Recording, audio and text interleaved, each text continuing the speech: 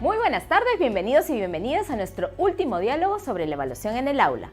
Sí, hoy llegamos a nuestra última edición y por eso haremos un recuento sobre los principales temas que hemos tratado a lo largo de este ciclo. También brindaremos algunos ejemplos y daremos respuestas a las preguntas más recurrentes que nos han hecho llegar en los últimos programas. Bien, les pedimos por favor que compartan el programa, que se junten a dialogar, que reflexionen, que sigan continuando con toda esta movida, ¿no? Con toda esta movilización para mejorar los aprendizajes de nuestros estudiantes. Y ustedes pueden hacer el cambio y la diferencia en eso.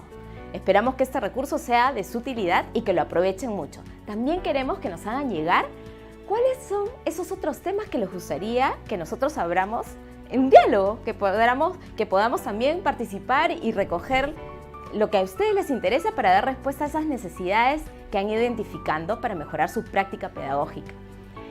Sin más, los dejo con Elisa Llanos, especialista de educación inicial.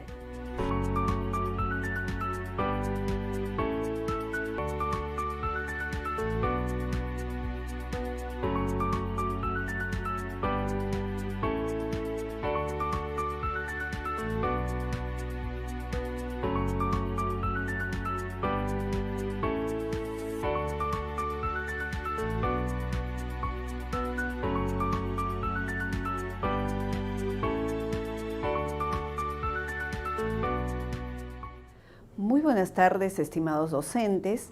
En esta oportunidad queremos dar respuesta a las preguntas que nos han formulado acerca de la retroalimentación en educación inicial. Entonces queremos presentarles cómo vemos este aspecto en el nivel. La retroalimentación cumple un papel fundamental en la evaluación formativa, porque motiva a los niños a seguir aprendiendo. Además, contribuye al desarrollo de sus competencias. En el nivel de educación inicial tenemos muchas oportunidades en las cuales nosotros hacemos devoluciones a los niños.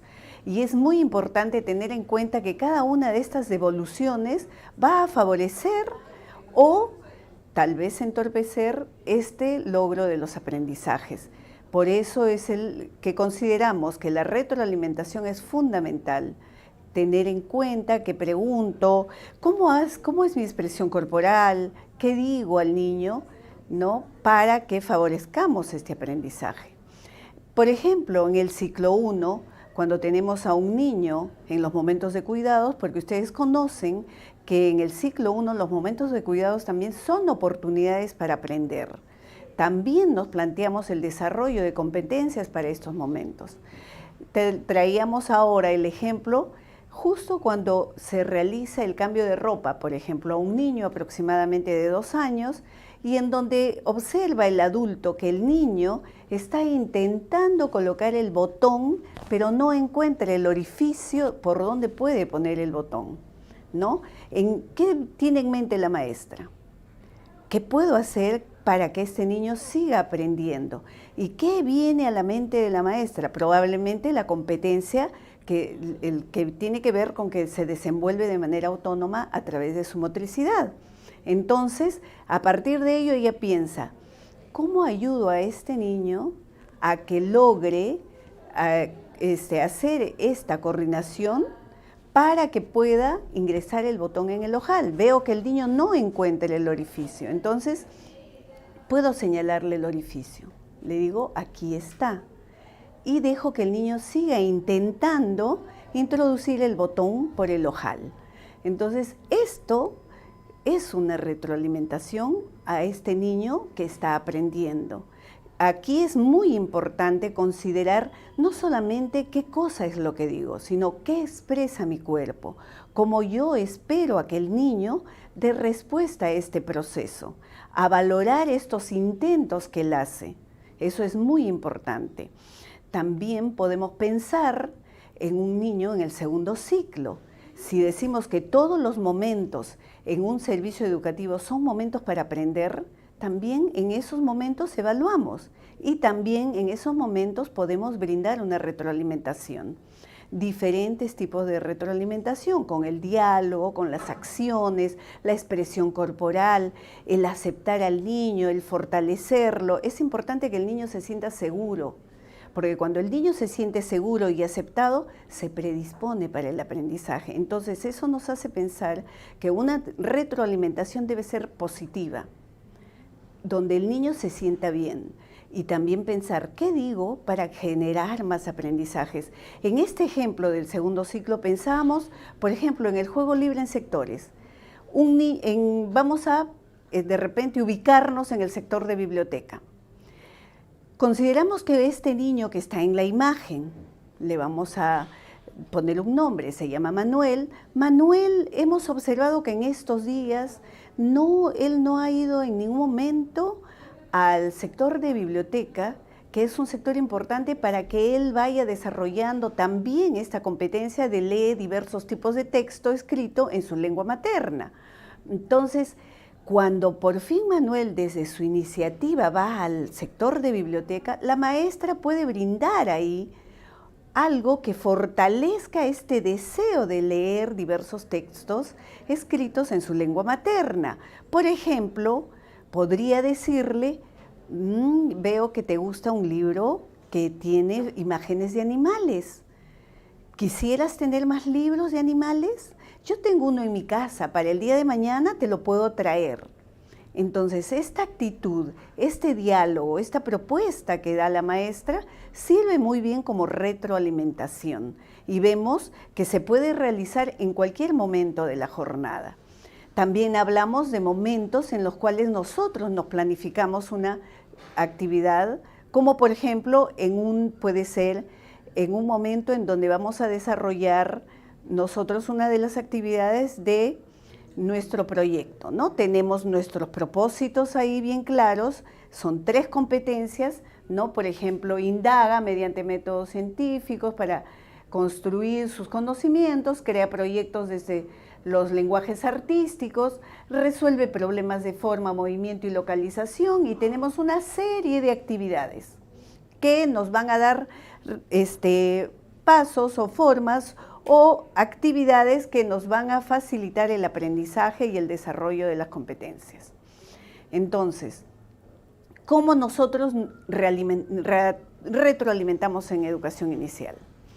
Primero, tenemos que tener muy claro nuestros propósitos pedagógicos, ¿no? ¿Qué es lo que quiero que el niño aprenda? A partir de ello, yo voy a establecer criterios. Entonces, si yo tengo los criterios claros, me puedo plantear preguntas, puedo realizar comentarios y hacer devoluciones a los niños, ¿no?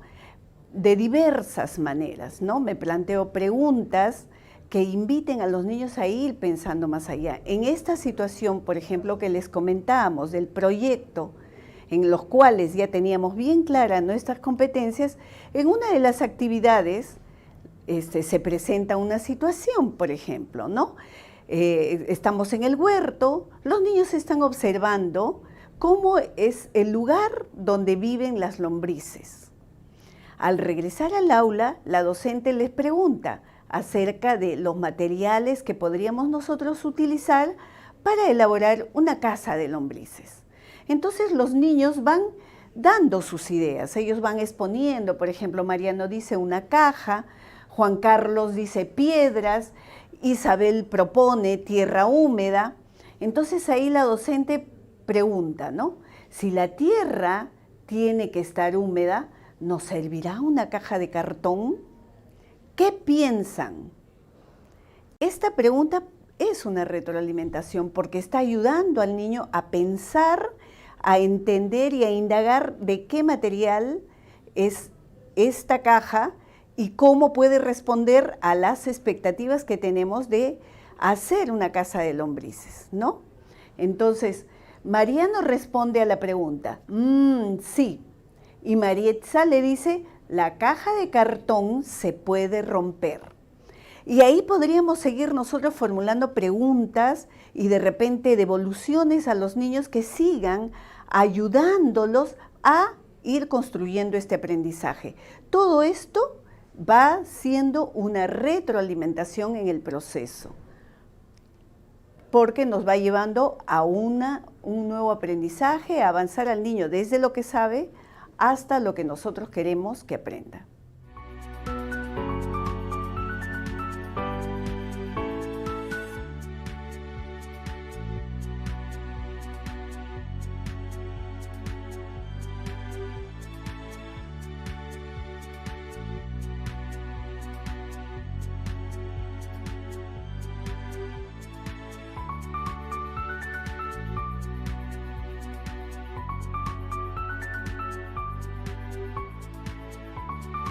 Muy buenas tardes, queridos colegas. Recuerdan que la vez pasada hablábamos de las situaciones significativas y las experiencias que nos pudieran ayudar a desarrollar competencias en nuestros estudiantes.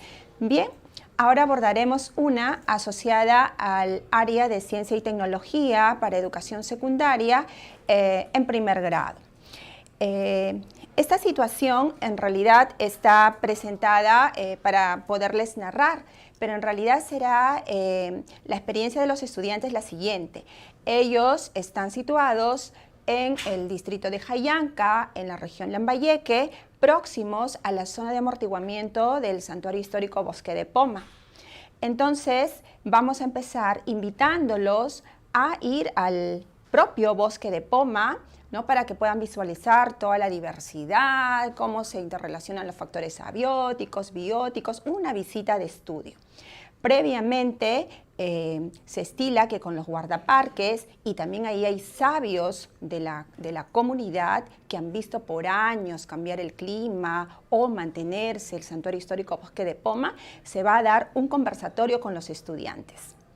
Entonces, en ese escenario, les comentamos que en ese encuentro con los sabios y guardaparques se comentó, entre otras cosas, que el Perú tiene muchos ecosistemas valiosos, que nos sentimos felices de ser considerados como uno de los países con mayor diversidad de seres vivos, con mayor variedad de climas. De hecho, tenemos 28 de los 32 climas que hay en el mundo, 84 de las 117 zonas de vida que hay en nuestro planeta. Entonces eso nos hace sentirnos orgullosos. ¿Pero por qué razón es así? ¿No? Sí, les estaban comentando que todo el Perú en realidad debería tener un clima tropical, así, con lluvias intensas en el verano, así como la Amazonía. Sin embargo, vemos desde donde estamos ubicados, no todo nuestro país el clima es así, ¿verdad?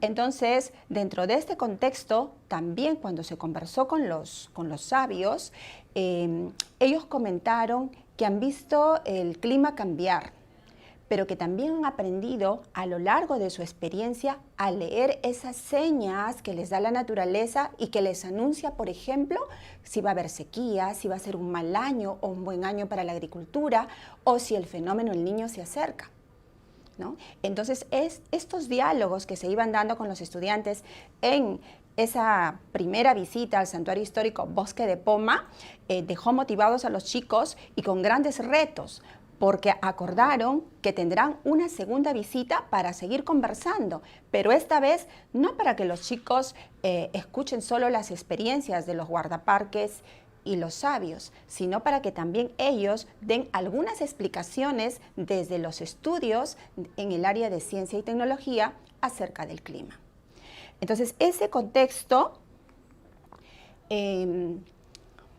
pasa como primera experiencia, y en una segunda experiencia vamos a decirle a los chicos que nos preparamos entonces para ese conversatorio climático que hemos llamado, que está pendiente con esos sabios y los guardaparques. Entonces, para ello se les comenta que van a realizar en equipo lo siguiente, ¿no? Una indagación científica que pueda ser de su interés, de repente inspirados en lo que han visto en el bosque. De repente les sorprendió que ese día estuvo nublado, les sorprendió que había absolutamente o estaba espléndidamente soleado y que algunas aves que solían estar no están, qué sé yo. Entonces, alguna indagación de su interés entre elementos y factores del clima, y que lo van a reportar además por escrito en algún soporte que ellos prefieran, a su libre elección. Pero eso es para qué. Como recuerden que ellos van a tener un conversatorio en el que van a dar explicaciones, ¿no?, científicas sobre el clima, estas indagaciones que ellos hagan serán las pruebas que mostrarán en ese conversatorio con los sabios y guardaparques. Además, tendrán en su bitácora 4 reflexiones como mínimo a lo largo de esta gran experiencia, ¿no?, sobre, al inicio, por ejemplo, sobre las metas que ellos se ponen ante estos retos que les hemos puesto, ¿no? Durante las dificultades o aquellos avances que tengan y algunas reflexiones que vayan considerando, anotar y que van a favor o que dificultaron su aprendizaje, cómo lo superaron, ¿no? Y también al final de la gran experiencia o de la unidad, ¿no? Todo ello para ir desarrollando su autonomía en el aprendizaje y en correspondencia con la competencia gestiona tu aprendizaje de manera autónoma también, ¿no? Y que van a hacer uso e interacciones con entornos virtuales para obtener información sobre el clima, ya veremos más adelante, asociada a la competencia se desenvuelve en entornos generados por las TIC. Bueno, aquí para ustedes, recuerden que los chicos han tenido la vivencia directa, les decía que hay que tener formas variadas de presentar la situación de inicio, la situación movilizadora, que tiene que ser significativa, ¿no? Y que pueda interesarlos y generar un sentimiento de competencia en toda la diversidad de nuestros estudiantes. Entonces, aquí tenemos una imagen del Santuario Histórico Bosque de Poma. Vemos elementos abióticos, bióticos, los que tienen vida, los que no tienen vida, y hemos hecho un zoom en esta fauna, ¿no? En aves, por ejemplo, el oso de anteojos, la pava aliblanca, el zorro costeño, ¿no? Y un ave muy valiosa de interés científico y del ecoturismo también, que es la cortarrama peruana, ¿no? Entonces, aquí hacemos un zoom, por ejemplo, en ella. Miren este mapa para ustedes. Habita solamente en esta zona. Es una ave endémica propia de esta zona, ¿no? La zona norte, algo de la costa central. Y no habita por acá. Miren ustedes. Entonces, este es el mapa que hemos obtenido del MINAN y que nos dice dónde reside, cuál es su hábitat de esta ave que es la cortarrama peruana, ¿no? Aquí tenemos una figura motivadora de Antonio Brac, en realidad una caricatura, en la que nos está planteando también una pregunta: ¿por qué la cortarrama peruana no habita en todo el país? ¿Tendrá que ver, les digo a ustedes, algo el clima? Entonces, para que los estudiantes puedan realizar estas explicaciones, recuerden que están en todo un bosque y que seguramente tienen varios puntos de interés y que no todos coinciden. Entonces, aquí hay algunas preguntas guía y los estudiantes van a elegir en equipo, luego de conversar, dialogar, una de estas preguntas que va a guiar la realización de estas evidencias que darán cuenta, en realidad, en las que aprenderán y que darán cuenta del desarrollo de sus competencias. Por ejemplo, vamos a elegir una aleatoriamente, por decir, ¿cómo cambian las interacciones en el clima cuando sucede el fenómeno El Niño y de qué manera y para qué se pronostica? Esta, por ejemplo, esta pregunta está orientada a que movilice su competencia de explica el mundo físico, ¿no? Basándose en conocimientos sobre seres vivos, materia, energía, biodiversidad, tierra y universo. Pero también aquí va a movilizar su competencia de indagación científica para construir conocimientos. Y naturalmente las competencias transversales, ¿no?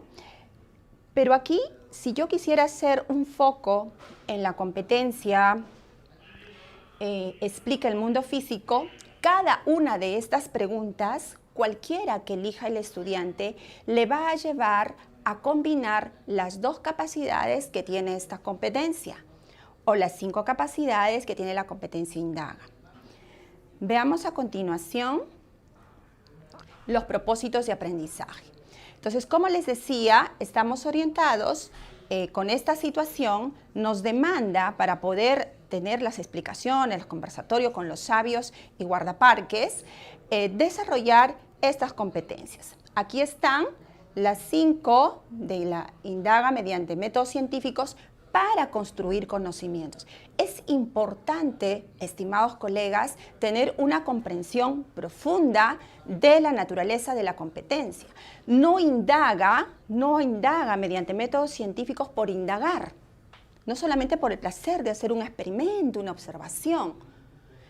Tiene un sentido, es para construir conocimientos, en este caso sobre el clima, ¿no? Sobre las interacciones que hay entre esos factores y elementos del clima que influyen en la variedad climática y en la biodiversidad de seres vivos, ¿no? La biodiversidad o variedad de seres vivos en nuestros ecosistemas, ¿no? Entonces, eso tiene sentido cuando, recordemos este sentido que tiene la competencia cuando vamos a ver más adelante algunas actividades.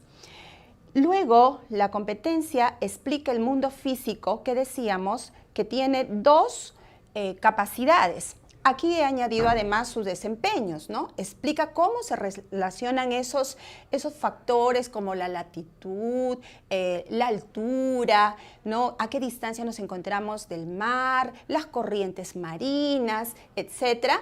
Y esos elementos como la temperatura, ¿no?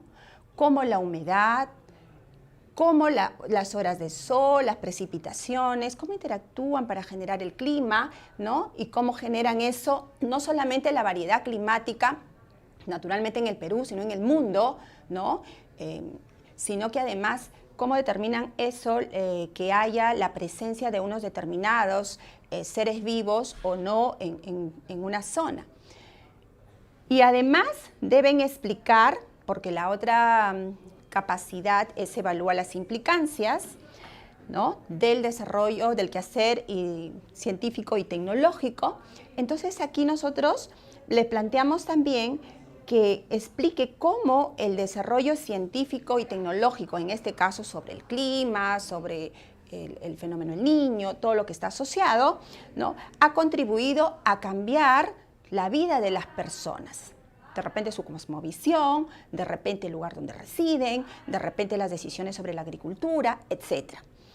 Entonces, notamos que estas dos competencias, ¿no? Se ponen en sinergia para poder ser desarrolladas ante la situación que nos ha planteado, ¿no? Y que obviamente gestiona su aprendizaje de manera autónoma es la competencia que permite hacer una movilización eficiente. Permite además ir generando autonomía y control sobre su propio aprendizaje, las estrategias, el cambio de rumbo de repente en las estrategias que debe hacer el estudiante. Y la competencia TIC que ya comentamos. Todo esto con un enfoque transversal, ambiental, ¿no? Por la naturaleza de la situación, pero también de interculturalidad. Incluso aquí hay un encuentro intergeneracional entre personas que han desarrollado la sabiduría sobre el clima y la gestión de sus ecosistemas y estudiantes que están desarrollando aprendizajes basados en conocimientos científicos. Entonces, por eso es que la situación es propicia para desarrollar estos enfoques transversales. Aquí muestro los criterios de evaluación. En este caso están organizados en un instrumento de rúbrica de evaluación que en realidad es una rúbrica analítica. Tenemos acá dos, vamos a hacer un... Acá está, una para explica y volvemos para indaga, ¿no? En este caso hemos elegido como criterios de evaluación las capacidades y los descriptores a los desempeños y vamos a ver que están organizados en niveles de logro de tal manera que nos puedan permitir, llegado el momento en que ya tengamos las evidencias que han producido o producirán nuestros estudiantes, nos permitirán hacer una valoración de esa actuación compleja. Bien, vamos a explicar un poco este instrumento de evaluación. Recuerden que es para valorar el aprendizaje. Aquí, a ver, siempre nosotros estamos aspirando al nivel de logro esperado, ¿verdad? En este caso para el primer grado de educación secundaria asociada a la competencia de indaga mediante métodos científicos, recuerden, para construir conocimientos. Es muy importante, estimados colegas, que a veces por la brevedad nosotros decimos, estamos desarrollando con mis estudiantes la competencia indaga y nos quedamos en ese indaga y nos vamos repitiendo una y otra vez indaga. Y a veces terminamos haciendo, como les comentaba, una indagación por indagación. Recuerde que es para construir conocimientos. Entonces, Esta competencia combina, integra, moviliza 5 capacidades. Desde problematizar situaciones cuando el estudiante se hace preguntas, se plantea posibles respuestas, después cuando el estudiante ante esa posible respuesta toma la iniciativa y plantea, por ejemplo, estrategias, las diseña para poder probar de repente su hipótesis, para observar aquello que quiere, ¿no? Centrado en las variables, ¿no? Si va a manipular la variable independiente, si va a medir la variable dependiente, qué materiales va a utilizar, cuánto tiempo, cómo va a organizar los datos, ¿no? Cómo va a tener en cuenta aquellas medidas para minimizar riesgos y luego va a obtener los datos. Al hacer, obviamente, al poner en acción ese plan que había previsto y luego va a organizar los datos, de ser necesario hacer los cálculos que requiera realizar. Recuerde que aquí en educación secundaria siempre es importante que tenga datos cualitativos y cuantitativos que puedan respaldar sus construcciones, ¿no? En este caso, que puedan validar o refutar su hipótesis. Luego va a hacer el análisis de los datos e información, ¿no? Comparar los datos, ver la contrastación de resultados y va a terminar remitiendo un informe luego de hacer una evaluación realmente de aquellos límites que tuvo en la indagación científica. Pero acá vamos a centrar nuestra mirada en la combinación. La combinación de las capacidades las he mostrado con estas flechitas que de repente están un poco engorrosas. Es decir, cuando yo vea la indagación de mi estudiante o su reporte, yo no voy a ver, ¿no es cierto? Yo no voy a ver, problematiza por separado, a ver si problematiza, a ver si diseña, sino que voy a ver la puesta en acción sinérgica de todas estas capacidades. De tal manera que cuando se formula preguntas acerca de alguna de las variables o factores, si quieren decir, de su interés, ¿no? Que influyen en ese fenómeno, en el hecho que vamos a ver más adelante, cuál podría ser de su interés, ¿no? Entonces va a seleccionar, seguramente tendrá muchas preguntas, pero va a seleccionar alguna en la que va a focalizar su interés.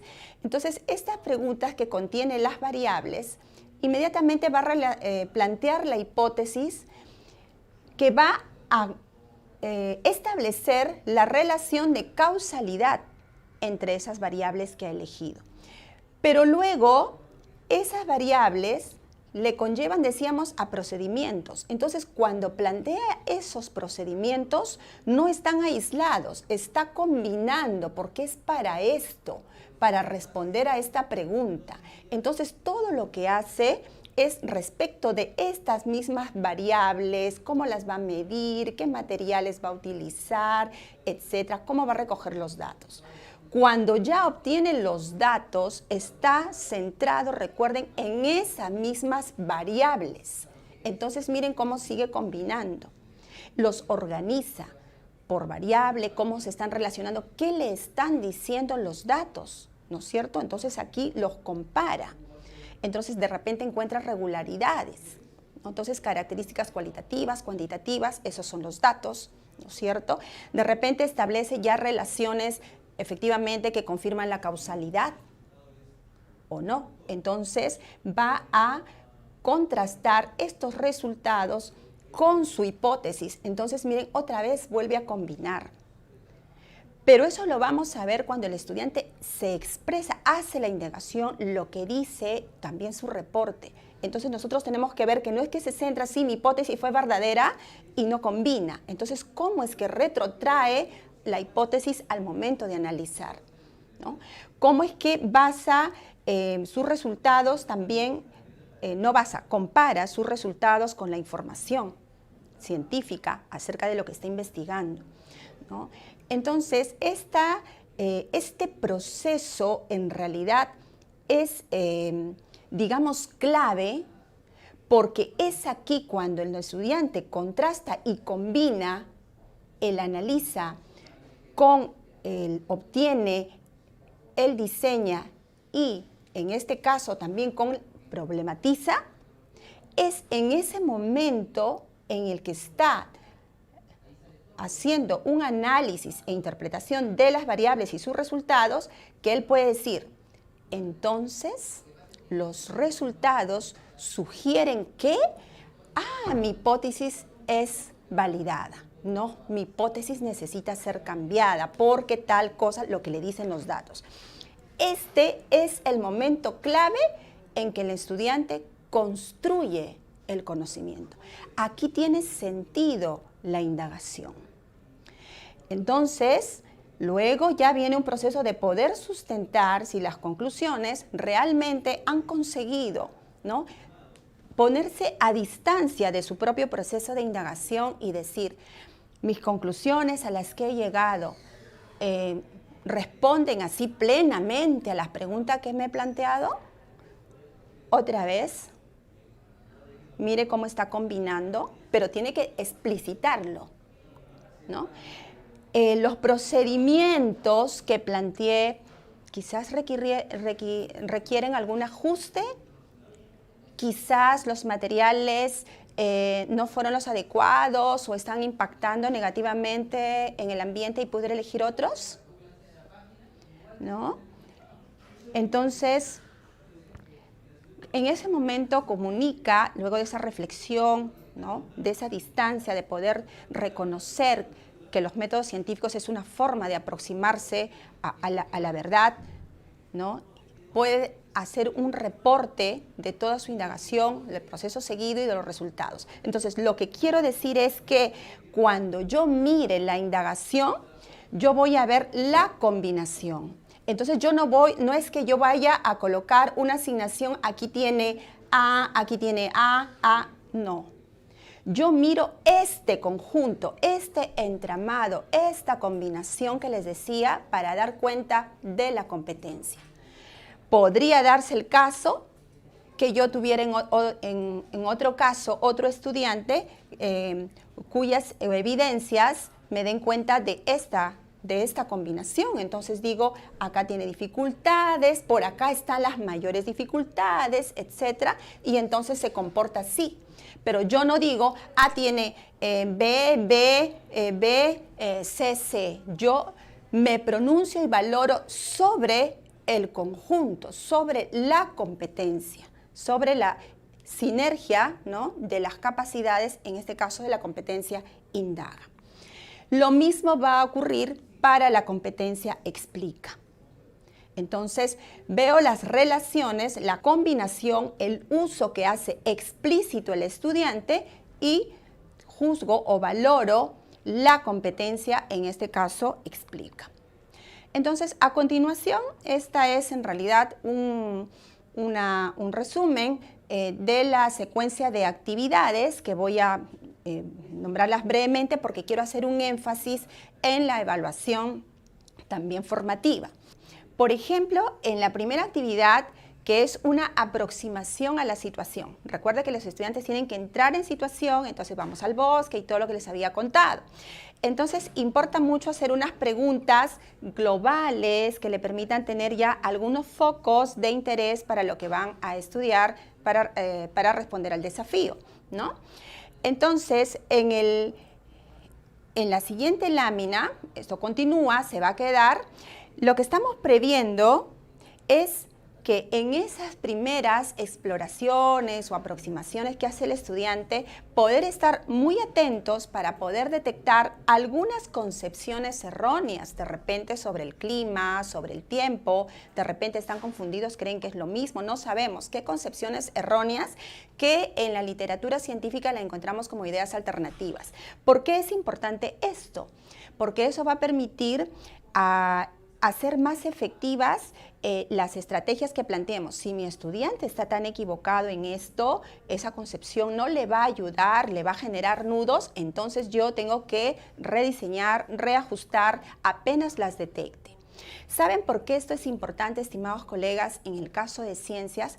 Porque las ideas alternativas son aquellos conceptos errados que puedan tener sobre cualquier conocimiento, sobre cualquier hecho o fenómeno, tienen un principio mal estructurado, un principio científico mal estructurado, el estudiante, y con eso terminan resolviendo a lo largo de la vida todo aquello que se relaciona con ese principio, ¿no? Entonces, si nosotros no lo detectamos a tiempo, no podemos intervenir. Y eso lamentablemente se comienza a fortalecer porque los medios de comunicación, a veces también las personas que ya estamos en la sociedad, los adultos, tenemos ideas alternativas sobre ciencia, también las decimos. Entonces vamos reforzando esa concepción errónea. Entonces, como lo recibimos una y otra vez en distintos contextos, es difícil poder reestructurar. Por eso una detección a tiempo de las ideas alternativas nos va a permitir hacer retroalimentaciones precisas, eficaces para desanudar las dificultades de los estudiantes.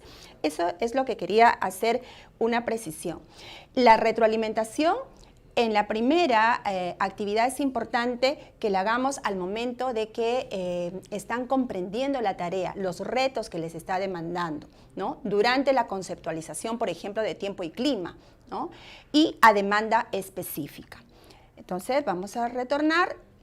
Aquí hay una serie de actividades donde van tejiendo las, en algunos casos, los recursos conocimientos para poder hacer la comprensión, en este caso, de las interacciones entre los factores y los elementos del clima, la variedad de ellos.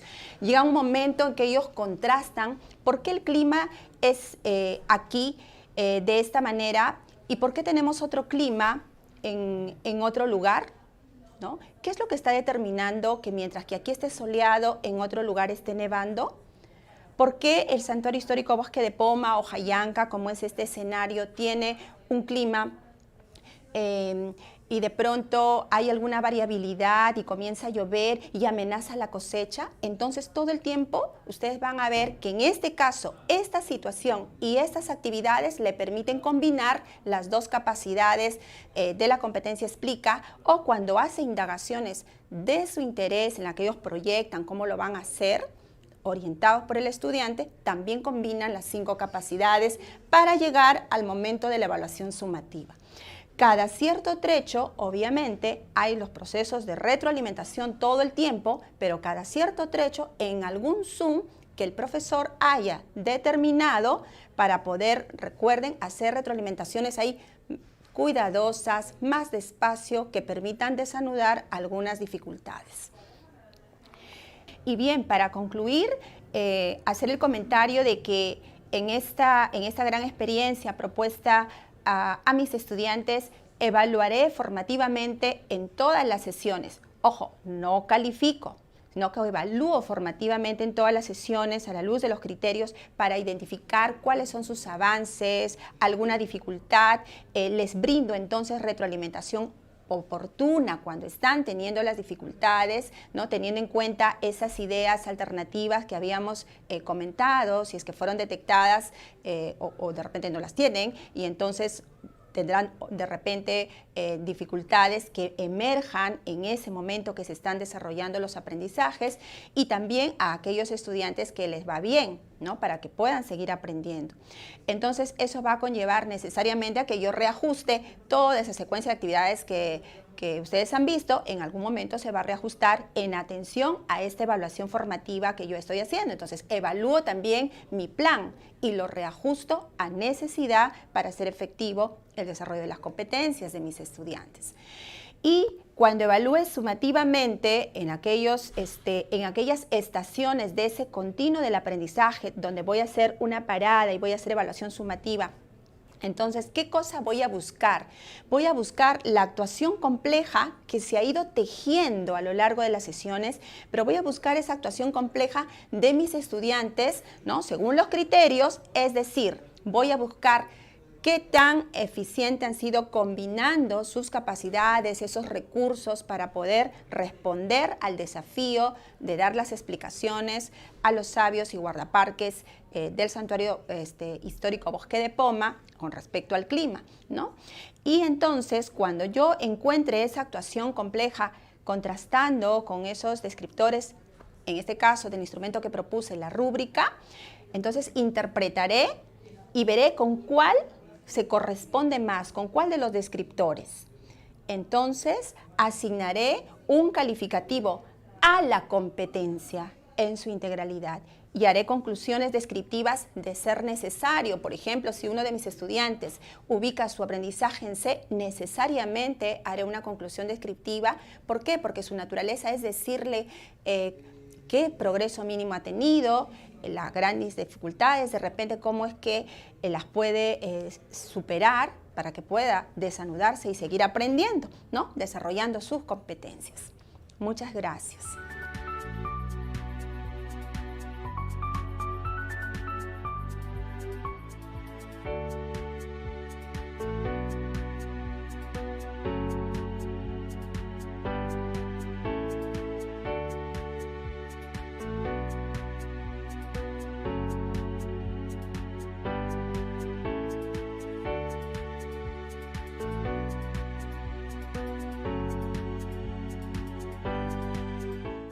Buenas tardes, estimados colegas. Vamos a presentar un ejemplo del área de matemática tomando en cuenta una situación planteada para una unidad didáctica. Es un ejemplo referido y situado necesariamente para la ciudad de Puno. Tiene como nombre cómo podríamos realizar una redistribución del flujo vehicular. Si nosotros nos damos cuenta en la mayoría de las ciudades, como es el caso de Puno, tenemos el problema de la congestión vehicular que se dan en diferentes tramos de la ciudad. Y esta congestión es por el conglomerado de vehículos que llegan a un punto y no podemos identificar y no podemos dar solución a este problema. Pero acá, como nos estamos situando en la ciudad de Puno, el alcalde de la municipalidad de Puno plantea de qué manera las instituciones, los estudiantes de las instituciones educativas pueden plantearnos una propuesta de alternativa de solución para la redistribución del flujo vehicular de dichos tramos que se presenta en el mapa o en la imagen. Y nos planteamos algunas preguntas, como por ejemplo, ¿de qué forma podemos redistribuir el flujo vehicular en las áreas congestionadas que se muestra en el plano? Ten en cuenta el sentido del flujo vehicular y el número promedio de vehículos por hora que entran y salen en los puntos de intersección que nos ha alcanzado la Municipalidad de Puno. De acuerdo a esta información, nosotros y los estudiantes deben realizar, utilizando sus conocimientos matemáticos y entornos virtuales, como por ejemplo el GeoGebra u otros, plantear en equipo una propuesta de redistribución del flujo vehicular que ayude a la Municipalidad de Puno a tomar decisiones. Otra es reflexionar y anotar en el diario de aprendizaje cada uno de los estudiantes sobre las estrategias que utilizan y sobre los reajustes que realizan para plantear la propuesta de redistribución del flujo vehicular. Vamos a pasar a un análisis sobre ello, planteando los propósitos de aprendizaje referido a la competencia resuelve problemas de regularidad, equivalencia y cambio. Como ustedes ven, con esta situación lo que estamos buscando es movilizar las 4 capacidades relacionadas a la competencia de resuelve problemas de regularidad, equivalencia y cambio, para lo cual nos hemos planteado los siguientes desempeños, que vienen a ser establecer relaciones entre datos o valores conocidos y las transforma esas relaciones a expresiones algebraicas o modelos que incluyen a sistemas de ecuaciones lineales. Otra es expresar con diversas representaciones gráficas y simbólicas y con lenguaje algebraico su comprensión sobre la solución o soluciones de un sistema de ecuaciones lineales para interpretar un problema en su contexto. Luego, combinar y adaptar estrategias, procedimientos y propiedades algebraicas para determinar los términos desconocidos y solucionar este sistema de ecuaciones lineales. Finalmente, plantear afirmaciones sobre las posibles soluciones a un sistema de ecuaciones lineales y justificar y descartar la validez de afirmaciones mediante propiedades matemáticas. Asimismo, hemos planteado las competencias transversales que estarían relacionadas con la situación dada, que viene a ser, se desenvuelve en entornos virtuales generados por las TIC y gestiona su aprendizaje de manera autónoma, incluyendo los enfoques transversales que son el enfoque orientación al bien común, enfoque inclusivo o de atención a la diversidad, respeto por las diferencias. A partir de esta situación y de los propósitos planteados, hemos establecido una secuencia de sesiones para dar respuesta al pedido del alcalde sobre la redistribución del flujo vehicular en la ciudad de Puno en algunos puntos críticos que se presenta en el plano.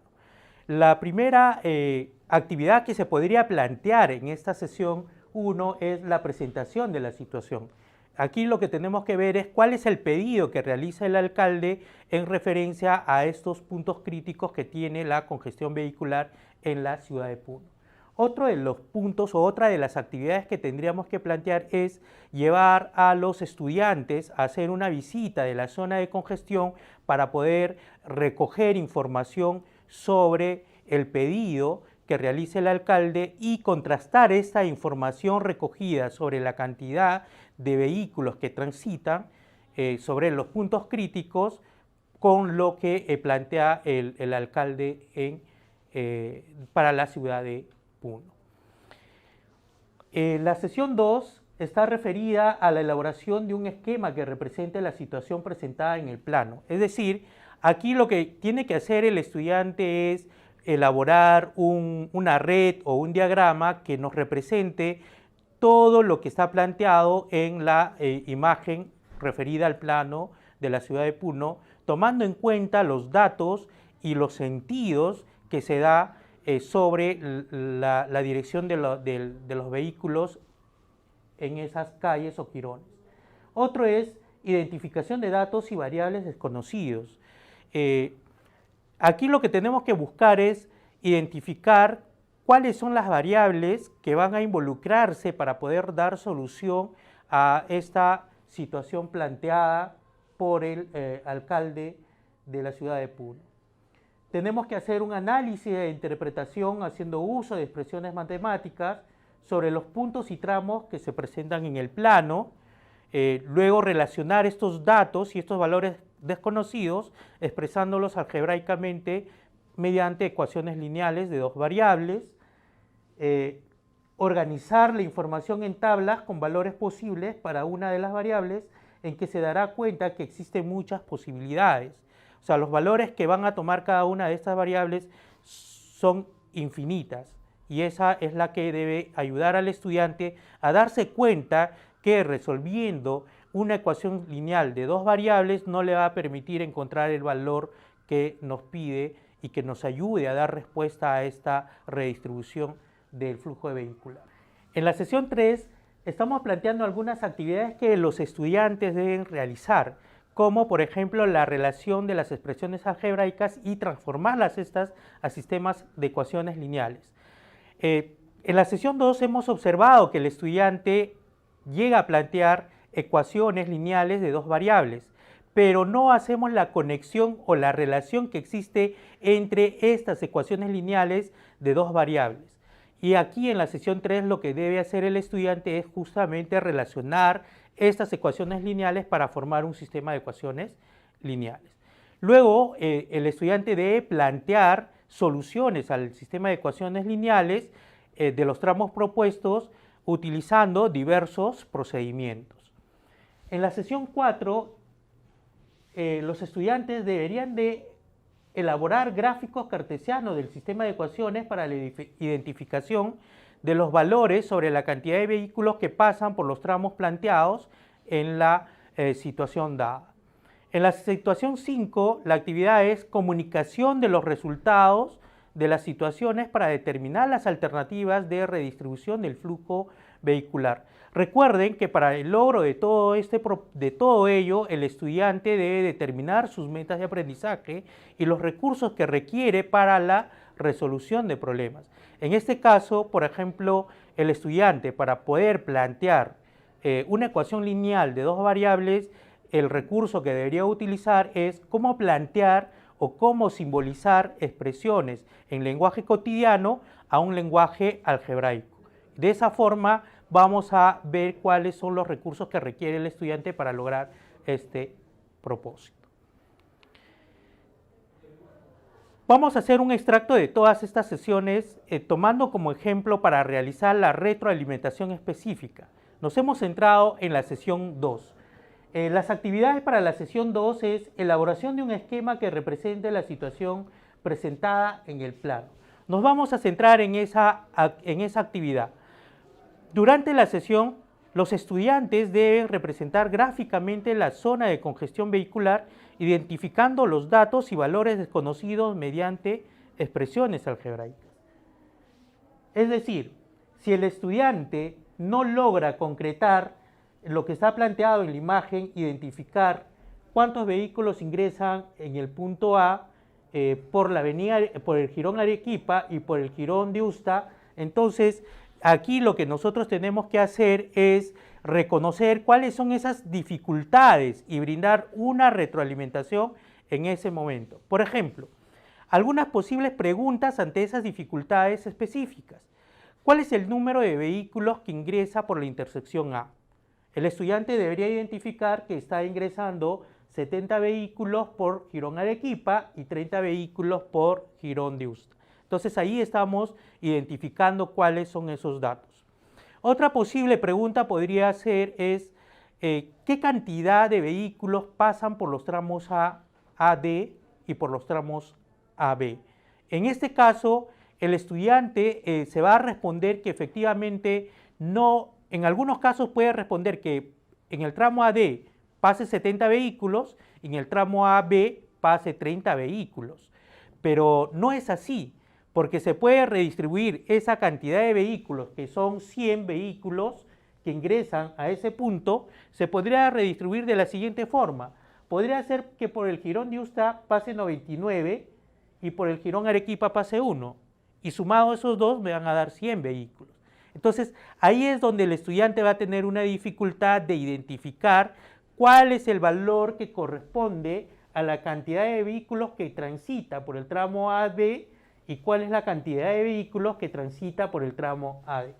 Como el estudiante desconoce, entonces en este sentido realizamos una repregunta.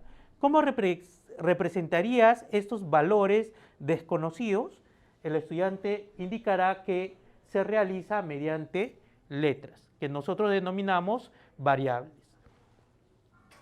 En este sentido, la retroalimentación debe contribuir al desarrollo esperado de la competencia. Estos son algunos ejemplos que nos podrían ayudar a cómo nosotros debemos realizar una retroalimentación específica de acuerdo a las actividades planteadas en las diferentes sesiones al respecto.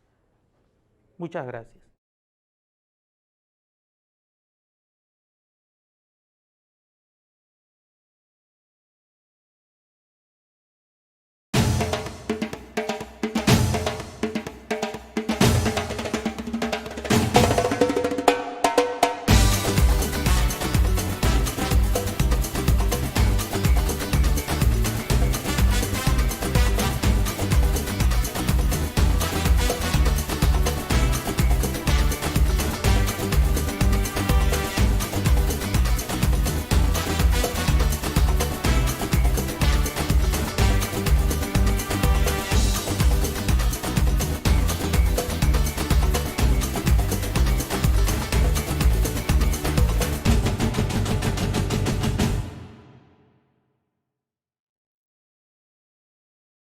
Gobierno del Perú. El Perú primero.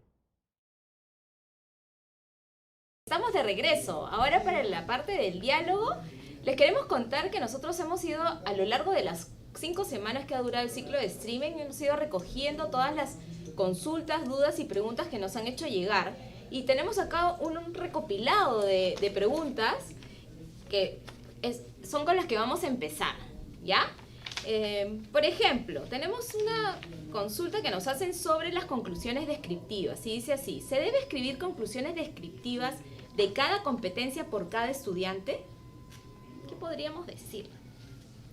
Bueno, en el caso del nivel de educación inicial, la norma técnica lo que dice es que las conclusiones descriptivas se deben de hacer por competencia, ¿no? Y en el caso del segundo ciclo hay una conclusión descriptiva y una calificación, y en el caso del primer ciclo solamente una conclusión descriptiva.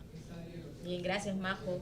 Eso es en cuanto a inicial. Eso es en cuanto a inicial. ¿Qué podríamos decirle en primaria, Miguelina? Bien, en primaria recordemos igual las descripciones o las conclusiones descriptivas es a la competencia. Hay que hacerlo por cada estudiante. Es recomendable, pero hay que pensar qué estudiante requiere, sobre todo a nivel de apoyo o retroalimentación que debe recibir, ¿no? Bien. ¿Y en secundaria, Senia, Lilia, qué podríamos decir? Bueno, en educación secundaria lo que establece la norma técnica es que las conclusiones descriptivas que acompañan al calificativo o al término de un periodo son cuando correspondan, ¿no? Entonces lo que se está sugiriendo es que, dado que tenemos una carga de varios salones, varios estudiantes, en realidad sea para los estudiantes que, por ejemplo, ubican su desarrollo de competencias en el nivel C. Entonces, si están si han tenido un progreso mínimo, hay que explicar cuál ha sido ese progreso mínimo, cuáles han sido esas grandes dificultades y algunas sugerencias o recomendaciones para salir de esas dificultades, ¿no? También puede ser en otro caso, ¿no, Lilia? Por ejemplo, si un estudiante tiene un logro importante. La idea es que podría ser en cualquier caso. Yo creo que lo más importante es que midamos nuestras fuerzas.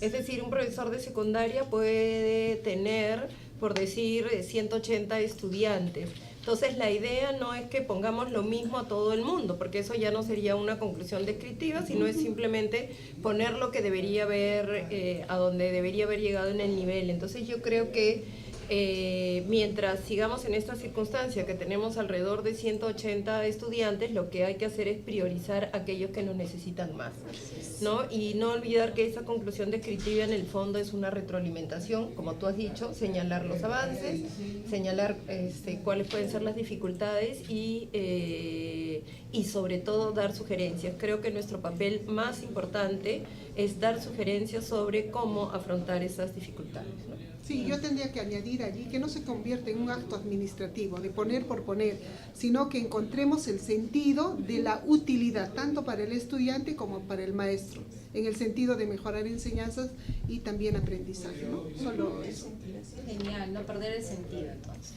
Sobre las rúbricas, también nuestros amigos han tenido mucho interés y nos preguntaban cómo elaborar rúbricas. ¿Qué les podríamos decir? ¿Cómo sabemos? Ya lo dijo Lilian, ¿no? Que es bien demandante elaborar rúbricas. Hemos visto rúbricas analíticas, hemos visto rúbricas más holísticas. ¿Cómo elaborarlas? Yo creo que hay que ser conscientes de que, como en cualquier cosa que comencemos a hacer, es un proceso. Es decir, tenemos que estar seguros de que no es que a la primera nos va a salir bien. Creemos además que tiene que ser un trabajo en equipo, porque muchas veces podemos definir, por ejemplo, una actividad, una experiencia de aprendizaje muy potente que tiene como producto final algo muy potente que nos permite ver la competencia, y eso, por ejemplo, lo podemos usar en segundo de secundaria A, B, C y D. Entonces la misma rúbrica se puede utilizar. ¿Cómo hacer la rúbrica? Dependiendo cuál es la que decidiéramos usar. Cuando es una rúbrica holística, lo que creemos es que utilizar los estándares puede ser bastante importante, porque desde allí podemos ver cómo se integran o combinan las capacidades, ¿no? Para poder ver qué es lo que estamos esperando de esta actuación competente. Ahora, evidentemente, no en todo momento podemos cubrir todos los aspectos de este estándar, pero lo que sí es importante es que dejemos claro que si es que vamos a evaluar el nivel de la competencia, tenemos que estar mirando las capacidades que incluyen en esa competencia y sobre todo su combinación. Otra manera o otro, digamos, instrumento curricular que nos puede servir son los programas de nivel, donde también podemos ver desempeños, pero lo cierto es que no pueden ser desempeños sueltos, sino que tenemos que escoger aquellos que son los más convenientes para poder mirar la integralidad de la competencia o la competencia de manera holística, ¿no? Acá también Edith Flores nos ha hecho llegar una consulta. Dice, ¿solo la rúbrica me ayuda a calificar a los estudiantes, los aprendizajes de los estudiantes, perdón? ¿Solo la rúbrica? ¿Hay otros instrumentos que nos pueden ayudar a calificar? Bueno, la evaluación es un proceso y la calificación es de alguna manera el producto de todo un proceso. Entonces, en una evaluación formativa considero que una de las características es el recojo de evidencias, y este recojo debe darse a través de una diversidad de instrumentos, ¿no? Los docentes utilizan muchos instrumentos para poder registrar sus evidencias, para poder organizarlas, para poder darles un valor de acuerdo a criterios que respondan siempre a los propósitos de aprendizaje, ¿no? Creo que lo importante es que esos registros respondan a estos propósitos y que los instrumentos sean decisiones que se puedan acordar como institución educativa, que pueda haber un trabajo previo de organización en las escuelas, ¿no? Para poder evaluar de manera formativa, seleccionar los instrumentos mucho más adecuados para poder dar cuenta de cómo es este proceso de aprendizaje, ¿no? Bien. Lo que sí creo que tenemos que tener claro es que como una competencia tiene que ver con niveles de actuación, lo que no podemos es poner como listas de cotejo muy simple, ¿no? Exacto. ¿Leyó o no leyó la fuente? Sí. Porque no es leyó o no leyó la fuente, porque si está en el quinto ciclo, por ejemplo, lo que caracteriza una lectura de fuente es que pueda encontrar algunas diferencias entre las distintas fuentes. Entonces, no es que lee o no lee la fuente, sino si encuentra las diferencias, si hay calidad en ese señalamiento de las diferencias, pero en el siguiente ciclo tiene que ver con comparar y contrastar, y en el siguiente ciclo tiene que ver con ver la validez. Entonces, lo que tenemos que tener claro es que tanto la competencia como lo que se va complejizando es el nivel de la actuación, no es nada o todo. No es que utilizó categorías temporales o no utilizó categorías temporales, por ejemplo en historia, sino cuál fue la calidad, qué esperábamos de esa utilización. Entonces, por eso es que es tan importante que el criterio siempre sea descriptivo, porque esa descripción es lo que nos permite ver si está alcanzando el nivel, o si todavía está en proceso, o si está alcanzando un nivel mayor al esperado para el momento en que estamos evaluando, ya sea formativa o sumativamente. Entonces creo que lo que hay que ser muy finos es en entender que como no estamos en un manejo de contenidos, ¿no? O sea, maneja los nombres de los huesos o no los nombres de los huesos, ¿no? O sabía todas las batallas de la Guerra del Pacífico o no sabía todas las batallas, sino lo que tiene que ver es con la multicausalidad. Entonces, ¿qué estamos esperando de la multicausalidad cuando estás en un nivel, cuando estás en un grado? Entonces, la descripción es lo que nos ayuda. Por eso es que justamente las conclusiones que se piden que hagamos cuando los chicos tienen dificultad tienen que ver con generar descripciones que ayuden a entender qué cosa es lo que está logrando y qué cosa es lo que deberíamos estar apuntalando, ¿no? Y para ir completando la idea, es que por eso es que cobra sentido hablar de situaciones de evaluación, porque son en las situaciones de evaluación que estos criterios yo voy a poder aplicarlos, interpretarlos y saber realmente cuál es la actuación del estudiante frente o cuál es el nivel de desarrollo del estudiante en esa tarea respecto a la competencia, ¿no? Entonces, la idea tampoco es solo pensar cuál es el instrumento o solo la rúbrica, sino pensemos cuál es la situación y cuál es ese criterio que me va a permitir ver, analizar, valorar adecuadamente el desempeño del estudiante, y para eso voy a utilizar un instrumento, en este caso la rúbrica, que ayuda mejor a esas interpretaciones, ¿no? Nada más. Celia, ¿tú querías decir? Sí, o sea, lo importante además es que cuando nosotros tenemos, por ejemplo, 30 estudiantes, ¿no es cierto?, hay diversidad. Entonces esas 30, si tengo yo 30 evidencias, deberían poder corresponderse con los descriptores que nosotros hemos puesto para poder ver un nivel de logro, ¿no? Entonces podríamos ver un comparativo con cuál se corresponde más, con cuál nivel de logro, ¿no? Entonces, ¿qué está necesitando? Entonces poder retroalimentar. Entonces, Un instrumento que viene en niveles de descripción permite también focalizar la actuación de mediación específica que pueda hacer el docente para desanudar alguna dificultad, ¿no? Ese es el sentido en el que debemos considerar un instrumento para valorar. De acuerdo. Y en relación a las evidencias, ya que las han nombrado, ¿no? Acá también tenemos algunas preguntas sobre ellas. Dice, ¿cuántas evidencias debo plasmar en el registro de observación de los aprendizajes? ¿Existe un mínimo? ¿Existe un máximo? Un poco hablemos sobre las evidencias. Creo que la pregunta no debe ser cuántas. Creo que la pregunta debe ser ¿cuál es esa evidencia que me permita valorar, describir el desempeño real del estudiante en una determinada tarea, en un determinado periodo? Entonces, empecemos a reflexionar más que en la cantidad y en la calidad. Entonces, es esta la evidencia que me va a permitir decir el avance que el estudiante, el niño o la niña está demostrando en un periodo determinado en esa competencia. Por tanto, la idea de nosotros, de los maestros, es pensar justamente en esa evidencia potente que permita movilizar las competencias, que sean más retadoras, que involucren todo su actuar al estudiante, ¿no? En ese sentido, ¿cómo deberían ser las características de estas evidencias, ¿no? Nos hablas del actuar complejo, ¿no? De que vea toda esta actuación compleja, completa, ¿no? En diversas situaciones. Sí, yo creo que complementando lo que dice Miguelina, es muy importante que nosotros seamos conscientes de la consistencia de las conclusiones que sacamos, más que la cantidad. Además, si tomamos en cuenta de que una competencia es una actuación compleja, no es que todos los días va a cambiar el nivel de la competencia. Claro. El tema es que cuando estábamos en un manejo de contenidos, yo podía decir, hoy día se aprendió las causas, mañana se aprendió las batallas y pasado las conclusiones. Entonces tenía notas sobre si las causas, los procesos y las conclusiones. Sin embargo, si lo que yo tengo que sacar una conclusión es sobre cómo va progresando en su nivel de la competencia, incluso por eso es que los estándares son multianuales, o sea, es interanual, que nosotros podemos ver realmente el cambio de un nivel a la otro. No es que porque hayamos decidido que mucha flojera no hagamos estándares cada grado, claro, sino porque como es una actuación compleja, realmente dar el salto de una a otra no se va a producir en un día y no sabemos exactamente el momento en que se produce. Por eso es que de primero o segundo grado de primaria no podemos saber exactamente que en el mes tal va a poder pasar de un tipo de escritura a otro tipo de escritura. Ahora, ¿eso quiere decir que no vamos a tener ninguna? No.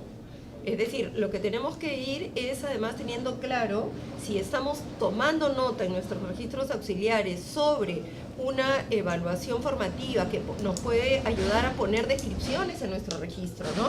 Mira, está logrando hacer esto, lo tengo que apoyar en tal otra cosa, etcétera. Eso yo lo puedo ir apuntando en mi registro. En mi registro lo tengo que ir apuntando A, D, B, C. Tengo que ir apuntando lo que voy viendo, ¿no?